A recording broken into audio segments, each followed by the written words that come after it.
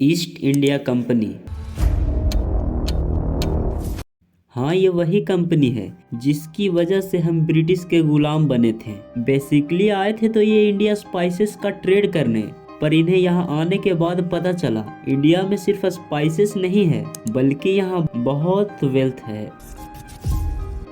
आपको ये जान के हैरानी होगी कि ईस्ट इंडिया कंपनी की आर्मी मुगल्स की आर्मी के कंपैरिजन में बहुत ही कम थी और कमजोर थी। स्टार्टिंग में तो ईस्ट इंडिया कंपनी के बहुत सारे ऑफिशियल्स को जेल भेज दिया गया था और तो और इनके गवर्नर्स को घुटने टेकने पड़ गए थे मुगलों के सामने। लेकिन ठीक लगभग 300 साल बाद यही एक छोटी सी ईस्ट इंडिया कंपनी ने पूरे इंडिया पर अपना कब्जा जमा लिया और ऑलमोस्ट पूरे इंडिया को गुलाम बना लिया। आखिर कैसे ब्रिटिश माइनॉरिटी में होते हुए भी पूरे इंडिया को अपना गुलाम बना सकती है? और इसका रिजल्ट होता है जो भारत सोने की चिड़िया कही जाती थी, उसी भारत से लगभग 45 ट्रिलियन डॉलर्स मात्र 200 साल में ये लूट कर ले गए थे। British East India Company, the company that ruled India and a large part of the Indian subcontinent. Britain destroyed India through looting, expropriation and outright theft.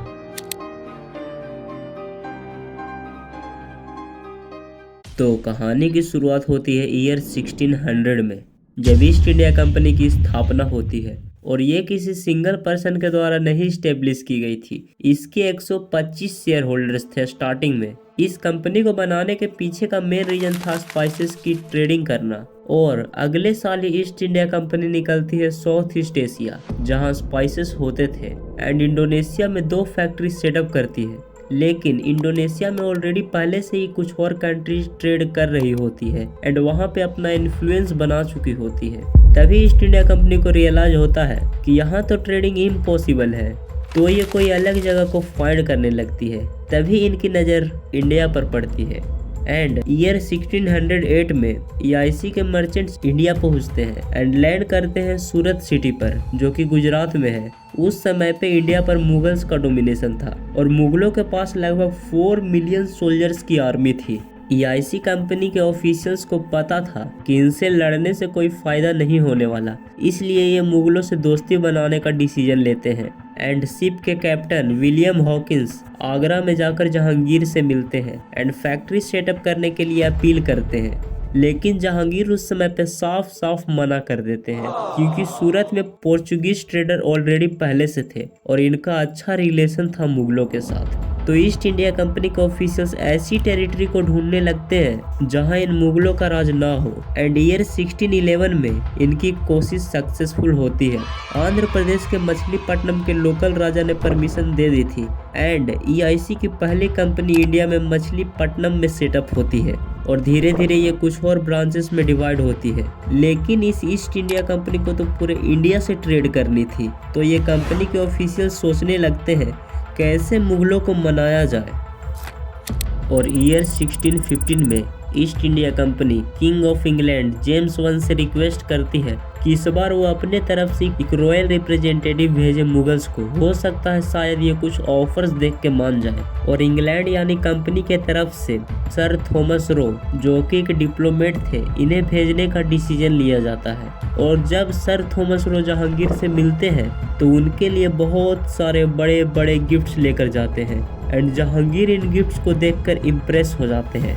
Thomas Roe ने वो कर दिखाया जो हॉकिंस नहीं कर पाए थे और जहांगीर फाइनली परमिशन दे देते हैं सूरत में फैक्ट्री सेटअप करने की, और सूरत में फैक्ट्रीज लग जाती है। और धीरे धीरे इसी तरह से मद्रास, अहमदाबाद, बॉम्बे, आगरा एंड पटना में भी ये फैक्ट्रीज लग जाती है।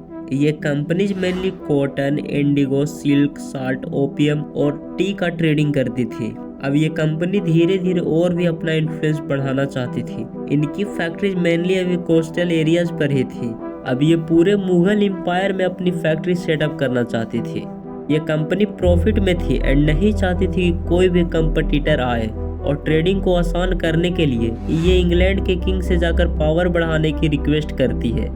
एंड ईयर 1670 के अराउंड चार्ल्स टू, जो कि उस समय के इंग्लिश किंग थे, वो ईस्ट इंडिया कंपनी को कुछ पावर्स दे देती है, जैसे कि अब ईस्ट इंडिया कंपनी टेरिटरीज को भी कब्जा सकती है। उसके पास पॉलिटिकल पावर्स भी होगी, पैसे छाप सकती है, सिविल और क्रिमिनल केसेस पर फैसला दे सकती है और अपनी खुद की आर्मी भी रख सकती है।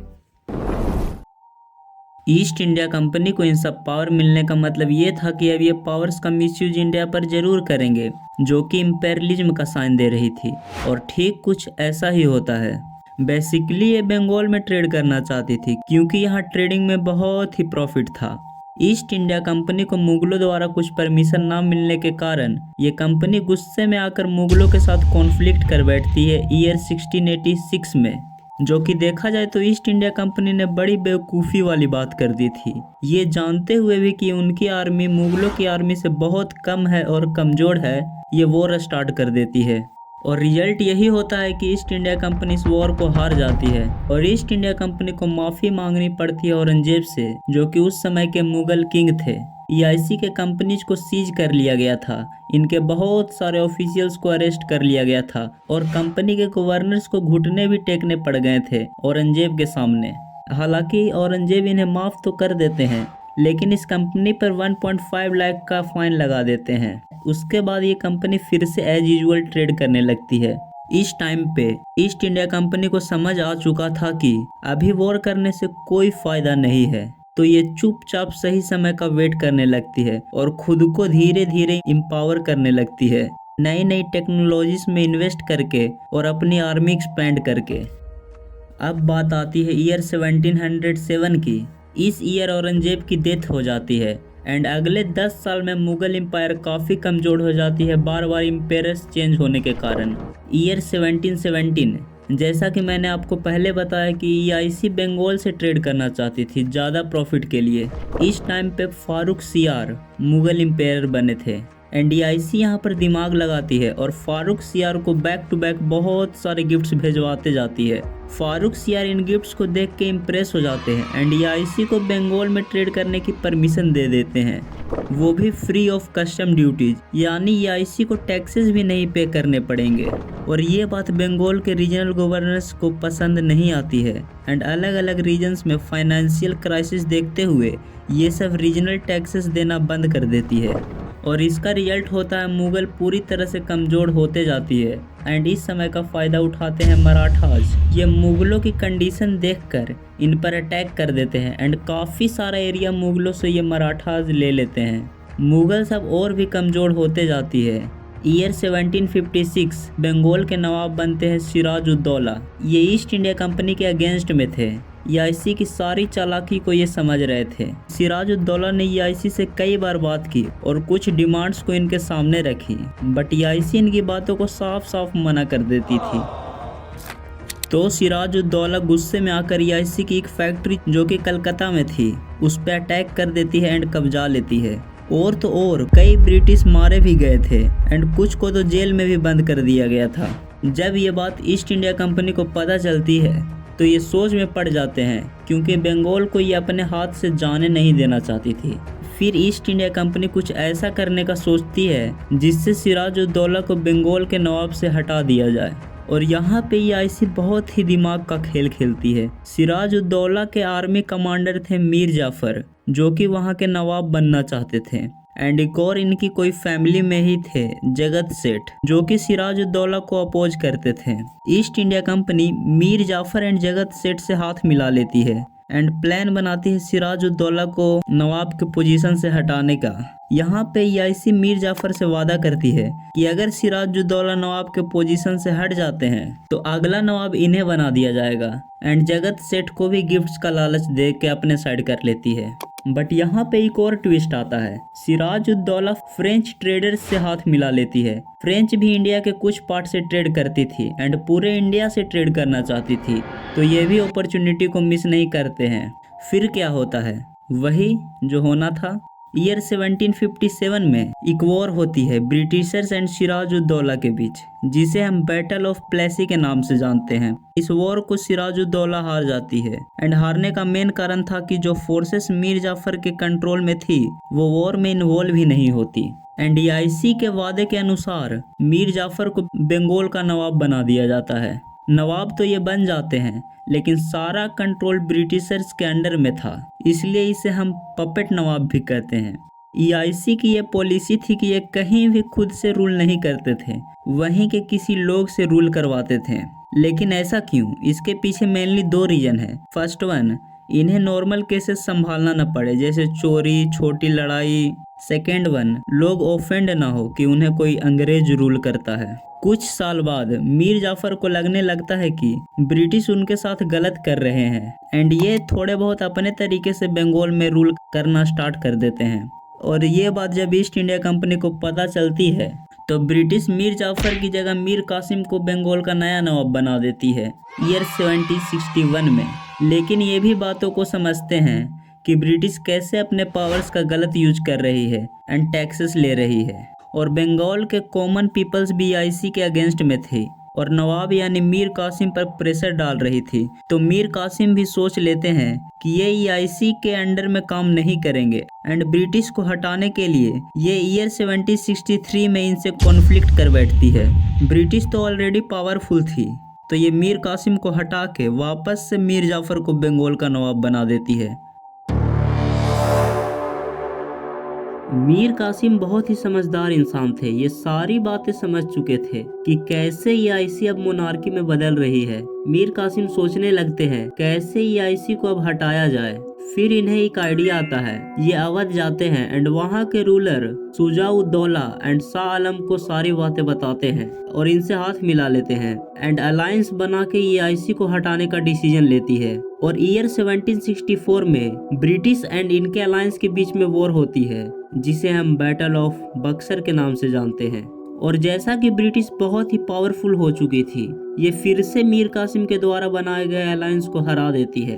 अब ब्रिटिश को रियलाइज होता है कि कोई भी पपेट नवाब सही से काम नहीं करता है, हमेशा वॉर कर लेता है, जिससे इन्हें भी बहुत लॉस होता है। तो ये फाइनली डिसीजन लेते हैं खुद से रूल करने का एंड ईयर 1765 में ट्रीटी ऑफ इलाहाबाद के अकॉर्डिंग रॉबर्ट क्लाइव बंगाल के कमांडर इन चीफ बन जाते हैं। एंड यहाँ पर एक और चेंजेस होती है कि सारे टैक्स जो बंगाल से कलेक्ट किए जाएंगे वो EIC के पास जाएगी और धीरे धीरे पूरे बंगाल को ये अपने कंट्रोल में कर लेती है। अब ईस्ट इंडिया कंपनी के पास पैसे और पावर दोनों ही थे, तो ये सोचती है क्यों ना बाकी बची हुई इंडियन टेरिटरीज को भी कब्जा लिया जाए। और इन्होंने कुछ टेक्निक्स का यूज किया था बाकी टेरिटरीज को कब्जाने के लिए, जैसे कि पहली थी सब्सिडियरी अलायंस। इसमें होता क्या था कि ये EIC लोकल किंग्स के साथ अलायंस बनाते थे एंड ये कंपनी उनको आर्मी प्रोवाइड करती थी, जो कि कुछ किंग्स को सही लगा था कि उन्हें तो आर्मी मेंटेन नहीं करनी पड़ेगी एंड कोई उन्हें वॉर में भी नहीं हरा पाएगा।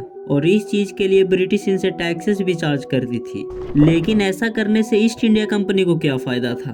तो फायदा ये था कि अगर किंग्स टैक्सेस नहीं पे कर पाते किसी भी रीजन से, तो ये कंपनी उनके कुछ एरियाज को कब्जा लेती थी एंड किंग्स के पास आर्मी ना होने के कारण अब ये ब्रिटिश से फाइट भी नहीं कर सकती थी। और इस तरह से कुछ और एरियाज को ये कवर कर लेती है, जैसे कि हैदराबाद। दूसरी टेक्निक थी डॉक्ट्राइन ऑफ लैप्स। इसे इंट्रोड्यूस किया गया था ईयर 1847 में। इस लॉ के अकॉर्डिंग अगर किसी इंडियन किंग की डेथ हो जाती एंड इनका कोई अपना मेल चाइल्ड नहीं हो, तो इसको कोई और रूल नहीं कर सकता। मींस अगर कोई राजा ने किसी बॉय चाइल्ड को अडॉप्ट किया है तो ये किंग नहीं बन सकता एंड इनकी टेरिटरी ईस्ट इंडिया कंपनी के कब्जे में चली जाएगी। और इस टेक्निक से भी बहुत सिटी इनके अंडर में आ जाती है, जैसे सतारा, उदयपुर, नागपुर, झांसी, अवध।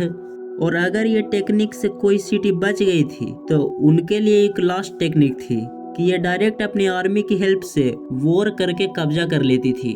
और इस तरह से अपने पावर्स का गलत यूज करके ईस्ट इंडिया कंपनी ने ऑलमोस्ट पूरे इंडिया पर अपना कंट्रोल बना लिया।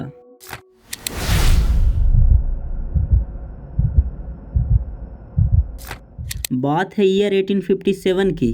ईस्ट इंडिया कंपनी द्वारा वेस्टर्न कल्चर इंट्रोड्यूस करना, डॉक्ट्राइन ऑफ लैप्स का यूज करके इंडियन रूलर्स की टेरिटरी छीन लेना, ये सारी चीजें इंडियन के दिल में एक आग जला देती है, जो कि एक रिवोल्ट के रूप में बाहर आती है।